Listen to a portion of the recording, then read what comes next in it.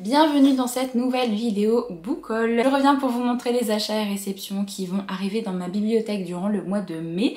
Et avant de commencer avec ce que j'ai acheté pour le mois de mai, je vais vous remontrer vite fait ce qui est arrivé en toute fin du mois d'avril, parce que je vous disais la dernière fois que j'avais clôturé la vidéo book haul un peu plus tôt que la fin du mois d'avril, et il y a des petites choses qui sont rentrées dans ma bibliothèque juste après cette vidéo.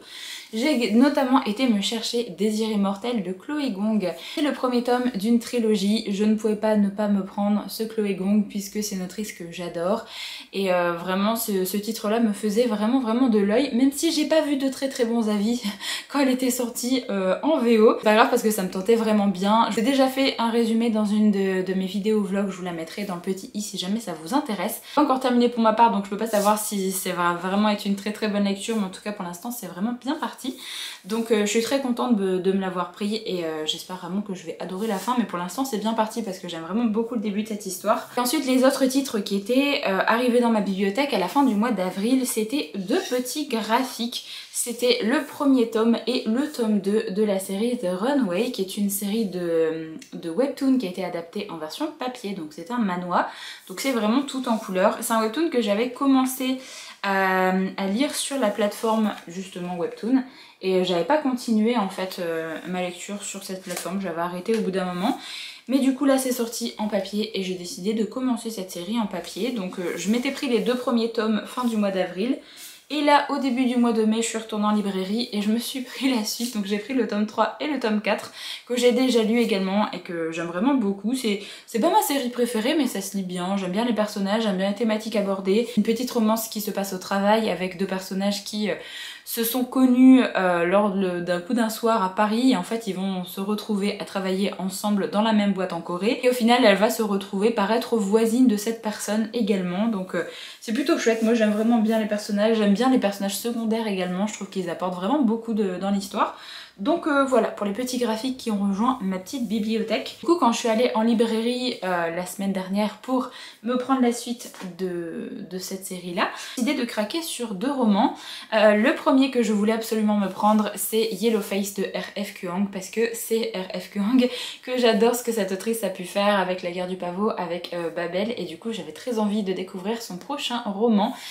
C'est une histoire un peu contemporaine où du coup il va y avoir une autrice qui va assister à la mort de son ami rival et qui va prendre son manuscrit qu'elle avait écrit pour le faire passer en tant que son travail à elle, à son nom, et donc elle va essayer de le faire publier parce qu'en soi elle n'est personne selon ses dires, et du coup elle va essayer de publier le travail de la personne qui vient de mourir. Donc on va suivre ça. Ce que j'ai compris en fait, ce titre là c'est une critique du monde de l'édition, donc j'ai vraiment hâte de voir ce que l'autrice a pu faire.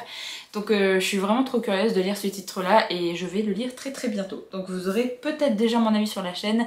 Je ne sais pas quand est-ce que la vidéo où je vais lire ce titre là sortira, donc si jamais c'est le cas je vous la mets dans le petit i également. Si c'est pas le cas, bah ça va arriver très vite. Ensuite j'ai décidé de me prendre une suite de séries, vu qu'à la toute fin du mois d'avril j'ai lu le premier titre de la série The Coven de Harper L. Woods, et là j'ai décidé de me prendre The Cursed de la même autrice, du coup vu que c'est la suite. J'avais vraiment bien aimé le premier tome, ça n'a pas été un coup de cœur mais j'ai vraiment bien aimé, je trouvais que le côté sorcellerie, sorcière, magie était vraiment bien exploité. Vous avez le côté romance et le côté smut qui était bien exploité également dans le premier tome, mais vraiment la fin du premier tome était très chouette. J'avais trop envie de lire la suite, donc je me suis dit je vais prendre le tome 2 directement, et j'aimerais vraiment me le caser dans pas si longtemps que ça. Donc surtout que c'est des lectures assez rapides, c'est écrit quand même très gros et ça fait 400 pages. Mais vraiment c'est écrit très gros je trouve, donc ça se lit vraiment bien. Il y a un petit aspect un peu Dark Academia vu que l'héroïne va rentrer dans une académie, et j'ai vraiment beaucoup aimé le premier tome. Et vous pouvez aller voir mon avis sur le premier tome, c'est dans la même vidéo où je vous parle de celui-là. N'hésitez pas à aller voir mon avis si jamais vous voulez un résumé complet et savoir ce que j'ai pensé du tome 1. Mais je suis vraiment trop contente de m'être pris le tome 2 et j'aime vraiment beaucoup les éditions EH. Je trouve que c'est trop bien en fait d'avoir un format qui est pas très grand et il est tout en soft touch, j'adore ça. Donc je suis vraiment trop contente. Alors par contre le problème avec cette série c'est que je ne sais pas combien il va y avoir de tomes. Je ne sais pas si c'est qu'une duologie, est-ce que c'est une trilogie ou plus, je ne sais pas. Vraiment c'est compliqué, je ne sais pas combien il va y avoir de tomes et ça j'aime pas ne pas savoir. Donc peut-être que c'est qu'une duologie et je finirai la série avec ce tome 2, ce serait chouette. Si jamais vous avez l'info, n'hésitez pas à me dire ça dans les commentaires. Donc voilà pour les premiers achats pour le mois de mai et la fin des achats du mois d'avril. Je vais en librairie la semaine prochaine vu qu'il y a beaucoup de titres, ils vont sortir la semaine prochaine. Je pense que potentiellement il va y avoir un petit craquage de ma part parce qu'il y a pas mal de titres qui me donnent vraiment très envie et que j'ai très envie de découvrir.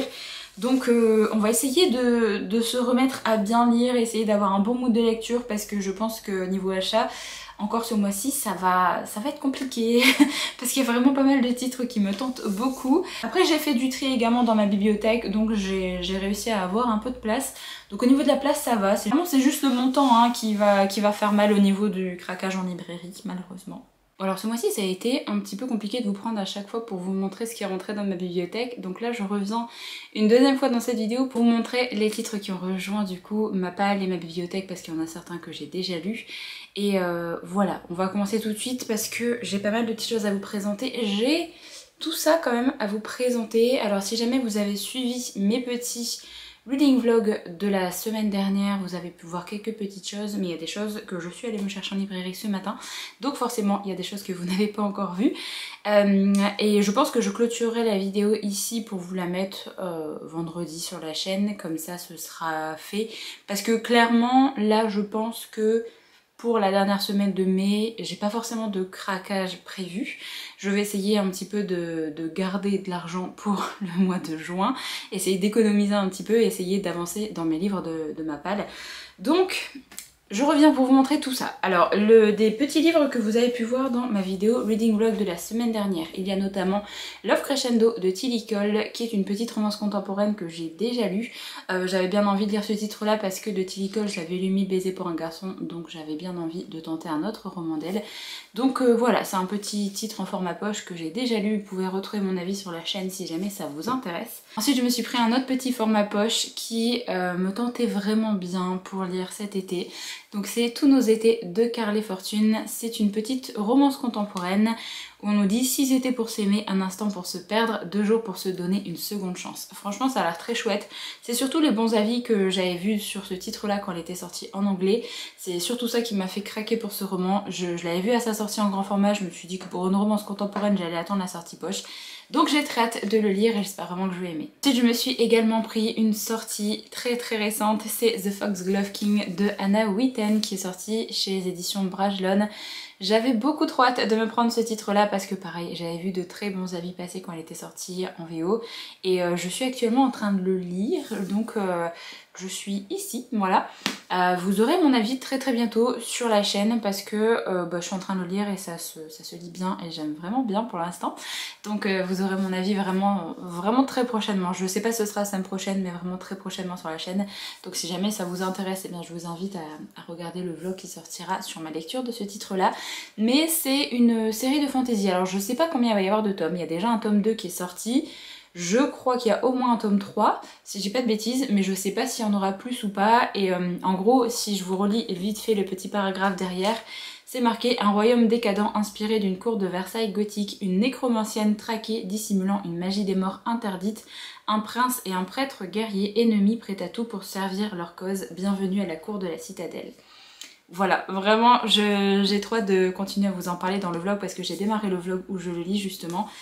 Et voilà, je vous donnerai mon avis dans ce vlog là, mais pour l'instant j'aime beaucoup. Ensuite, alors j'ai acheté 2 petits graphiques. Vous avez vu en tout début de la vidéo que j'avais pris les 4 premiers tomes de The Runway. Je me suis pris le tome 5 parce que j'aime bien cette série, c'est une petite lecture sans prise de tête, un peu doudou.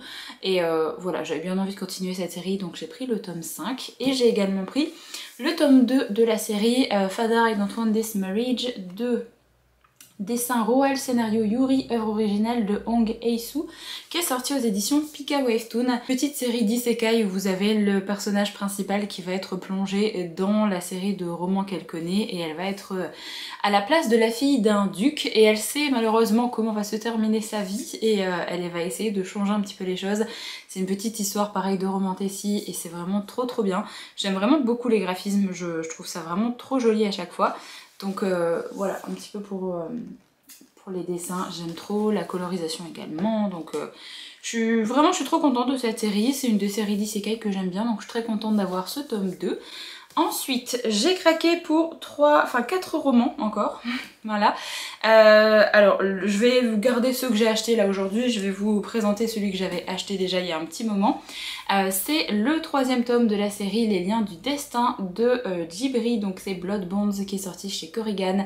J'avais très envie de me prendre ce tome 3 puisque c'est une série que j'aime bien et j'avais envie de continuer en fait cette série, donc voilà, j'étais très contente d'avoir ce tome 3 qui sort enfin là ce mois-ci, vu que la sortie du tome 3 avait été décalée, normalement c'était prévu le mois dernier, mais ça avait été redécalé, donc là on va continuer un petit peu pareil cette série de Romantasy, avec comme thématique un petit peu le harem inversé, et j'avais eu du mal avec le premier tome, avec le style d'écriture, avec la vulgarité qui était présente dans le premier tome, mais dans le tome 2 ça s'améliore bien, et je suis très curieuse de connaître la suite, donc voilà, ce petit tome 3 a rejoint ma petite pile à lire et j'espère que je ne vais pas trop le faire traîner. Ensuite, ce matin, je suis allée en librairie et j'ai craqué pour ça. 3 titres qui sont sortis hier et je regrette aucun de ces achats parce que vraiment c'est que des titres qui me tentent énormément et j'espère vraiment que aucun de ces titres ne va traîner trop longtemps dans ma palle. Alors j'ai été raisonnable, je me suis pris une suite et fin de série.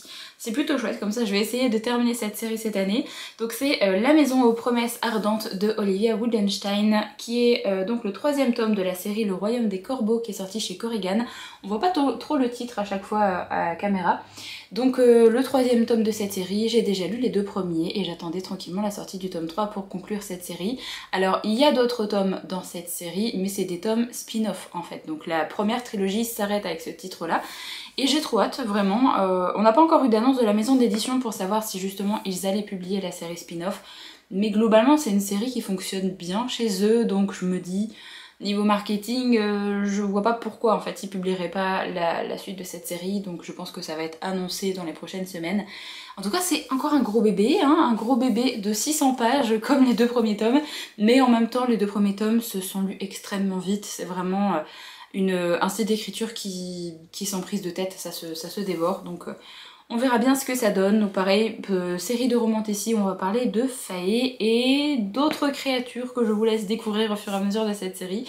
Je suis vraiment très curieuse de voir un petit peu comment cette série va se terminer et surtout de voir un petit peu plus de développement sur un autre peuple qu'on a laissé un petit peu de côté dans les autres tomes et du coup j'ai envie vraiment d'avoir plein d'infos là dans ce tome 3. Ensuite, j'avais très envie de craquer sur une petite romance contemporaine que je n'arrête pas de voir passer partout, que j'avais également vue sur la chaîne de Nina. Elle en avait vraiment dit beaucoup bien. Elle a dit que cette auteure c'était un petit peu la reine des slow burn et que pourtant le roman est gros en plus. C'est ça qui me fait un peu peur, c'est que le roman fait 550 pages quasiment. Donc je fais vraiment confiance à la vie de Nina parce que en romance contemporaine c'est vrai qu'elle en lit un peu moins maintenant, donc dès qu'elle dit qu'il y a une romance contemporaine qu'elle a beaucoup aimée, je suis en mode bon bah j'ai envie de la lire. Donc là je me suis pris From Lukov with Love de Mariana Zapata qui est donc sorti aux éditions Eden Éditions, les éditions Eden, donc ça fait également partie de la collection de chez City, donc tout ce qui est Korrigan et compagnie c'est chez City aussi, donc j'ai un peu fait une razzia chez eux là pour ce mois-ci. C'est une romance contemporaine où on va parler de patinage. Je vais vous relire un petit peu le résumé parce que là pour une fois c'est pas une suite de série, donc je peux vous lire le résumé sans vous spoiler. On va suivre Jasmine qui a toujours rêvé de briller sur les pistes des grandes compétitions de patinage artistique. Mais malgré des années d'entraînement intensif et de nombreuses chutes et fractures, sa carrière est au point mort, jusqu'au jour où Ivan Lukov, la star du patinage, lui propose de former un duo avec lui. Ce partenariat pourrait réellement faire décoller la carrière de Jasmine, mais il y a un léger problème. Elle déteste véritablement le jeune champion. Lukov est certes brillant, très séduisant, mais aussi incroyablement arrogant, glacial et têtu. Pourtant, peu à peu, de séances d'entraînement en interview, les esprits et les corps s'échauffent au point de faire fondre la glace entre eux. Ce qu'ils ressentent est brûlant, mais c'est un feu qui risque bien de tout dévaster. On nous dit il est froid comme la glace, mais leurs sentiments pourraient faire fondre le monde. J'aime bien la petite phrase d'accroche. Donc j'ai vraiment trop hâte de le lire, vraiment. Petite romance assez sympathique. Là, j'aime bien les petites romances contemporaines pour les beaux jours et du coup j'avais trop envie de le prendre parce que je l'ai clairement vu passer partout celui-là. Il me semble que c'est le tout premier titre de cette autrice que je vais découvrir pour ma part, donc moi je vais pouvoir découvrir un petit peu sa plume et ça c'est cool. Enfin, le tout dernier titre qui a rejoint ma bibliothèque, c'est Le Faucheur de sorcières de Carissa Weeks, qui est sorti aux éditions MXM Bookmark, donc dans leur collection Lost Kingdom, donc la collection qui sort en librairie. C'est le premier tome de la série Witchwalker et j'avais trop hâte de lire ce titre-là. Pareil, c'était Nina qui l'avait présenté sur sa chaîne et j'avais trop envie de lire cette série. Je l'ai vu passer partout également, ça a fait vraiment le buzz à chaque fois sur les réseaux, donc j'ai beaucoup trop hâte de lire ce titre-là. Et vraiment, encore une fois, la collection Lost Kingdom, je la trouve vraiment trop belle. Elle a cet effet soft touch au niveau de la couverture. Vraiment le brochet. Alors le brochet est quand même cher, il est à 21,99 €. Mais je dois dire que c'est vraiment trop joli. Regardez-moi les entêtes de chapitres comme ça. Vous avez des parties qui sont comme ça. Et vous avez également des petites illustrations. J'en ai vu une tout à l'heure et bien sûr je ne vais pas la retrouver. Petites illustrations comme ça à l'intérieur. Donc je trouve clairement que pour 22 €, c'est l'une des maisons d'édition qui fait le plus beau travail éditorial à chaque fois sur ces brochets. Ils font un beau travail éditorial également sur leur relié, néanmoins pas leur brochet sans aucun effort, donc je trouve ça vraiment trop bien et je regrette pas du tout que ce soit eux qui achètent vraiment les séries que j'ai envie de lire en ce moment, avec notamment les titres de Carissa Broadbent et là du coup cette petite série. Alors je crois qu'il y a que 2 tomes, si je dis pas de bêtises, il me semble que c'est une duologie. Alors je vais vous relire le petit résumé là en haut parce que après le résumé est très grand. On nous dit: aujourd'hui c'est le jour de la collecte. À chaque lune d'automne, le faucheur de sorcières se rend dans notre vallée et emporte l'une de nous afin qu'elle rejoigne l'immortel roi de givre. C'est aujourd'hui qu'a lieu le jour de la collecte, mais moi, Reina Blockgood, je n'ai pas peur de lui, j'habite le village depuis 24 ans et il m'a toujours ignoré, une erreur qui va lui coûter cher. Voilà, un petit Enemies to Lovers comme ça avec un univers très glacial, ça a l'air vraiment d'être trop bien.